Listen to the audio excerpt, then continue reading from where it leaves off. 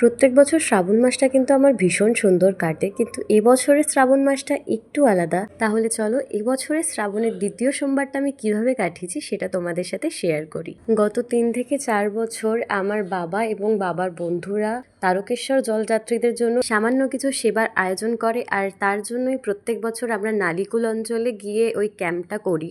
But এবারে কিছু অসুবিধার কারণে, কিছু প্রবলেমসের জন্য সেটা হচ্ছে না। তো যার জন্য শ্রাবণের শুরু থেকেই আমার মনটা ভীষণই খারাপ, কারণ সেই দিনটা আমরা সবাই সেই দিনটার জন্য একটা বছর অপেক্ষা করি। তবে এভাবে বাড়িতে বসে থেকে তো লাভ নেই, কারণ শ্রাবণ মাসটা বছরে একবারই আসে। আর শ্রাবণ মাসটা আমার ভীষণ প্রিয় একটা মাস। তার কারণ হচ্ছে গিয়ে আমি মহাদেবের ভীষণ ভক্ত, কারণ মহাদেব আমার সমস্ত কথা আবদার সবকিছু শোনেন। আর এই মাসটা আমার কাছে ভীষণ স্পেশাল। তো এই মাসে আলাদা করে সাজুগুজু করা, রেডি হওয়া, মন্দিরে পুজো দেওয়া, এটা আমি করেই থাকি প্রত্যেক বছর। তো এবছরও তার ব্যতিক্রম হয়নি। এবছর চলে গেছিলাম 108 মহাদেব মন্দির বর্ধমান, যেটা আমি দ্বিতীয়বার যাচ্ছি। আর রাস্তাটা একটু অনেকটাই বড়, আমার বাড়ি থেকে প্রায় 2 ঘন্টা মতন লেগেই যায় যেতে। আর আমি সকালবেলা থেকে কিছুই খাইনি, তার কারণ আমি জল ঢালবো, পুজো করব।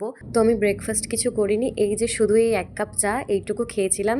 রাস্তাটা তো অনেকটাই বড়, তো মাঝখানে একটু ব্রেক নিতে যেহেতু দাঁড়ানো হয়েছিল, তাই আমি একটুখানি চা খেয়েছিলাম। তো ফাইনালি তারপর চলে যাই আমরা আবার সুন্দর রাস্তা দেখতে দেখতে 108 মহাদেব মন্দির। এটা ভীষণ সুন্দর, যারা গেছো তারা তো অবশ্যই জানো, আর যারা যাওনি তারা কিন্তু লোকেশন লিখে আমাকে কমেন্ট করো, আমি পুরো লোকেশন তোমাদেরকে দিয়ে দেবো। ভীষণ সুন্দর জায়গা। আর শ্রাবণ মাসটায় আর কিছুদিন বাকি, তো তোমরা ঘুরে আসতে পারো। খুব বেশি ক্রাউড হয় না, যেহেতু অনেকটা বড় জায়গা, সেরকম ভাবে ক্রাউড আমি দেখিনি, আমি পাইনি। এরপর হয়তো থাকতে পারে, বাট তোমরা দেখে আসতে পারো, ভীষণ সুন্দর। আর বাই রোড যেতে পারো, অনেক আরামসে আমরা পৌঁছে গেছিলাম। ওয়েদার তো ভীষণ ভালো ছিল সেদিন, তো তাড়াতাড়ি করে দর্শন করে পুজো করে নিয়েছিলাম। তারপর কিছু ভিডিওস নিচ্ছিলাম যাতে ব্লগটা শেয়ার করতে পারি তোমাদের সাথে। আর হ্যাঁ, তোমরা যদি আমার মতো খুব ফাঁকায় ফাঁকায় পুজো দিতে চাও তাহলে একটু সকালবেলার দিকে যেও, কারণ আমি একদমই সকালবেলা বেরিয়েছিলাম ওই 7টা নাগাদ, আর আমার 9:30 10টার মধ্যে পুজো কমপ্লিট হয়ে যায়। তো একটু সকালবেলা গেলে একটু ফাঁকা পাওয়া যাবে, যতটা বেলা বাড়বে একটু ভিড়ও তার সাথে বাড়তে পারে। যেহেতু সকাল থেকে কিছু খাইনি, হাফ রাস্তা আস্তে আস্তে শরীরটা আমার ভীষণ খারাপ হয়ে যায়, তাই আমরা চলে যাই একটু লাঞ্চ করতে।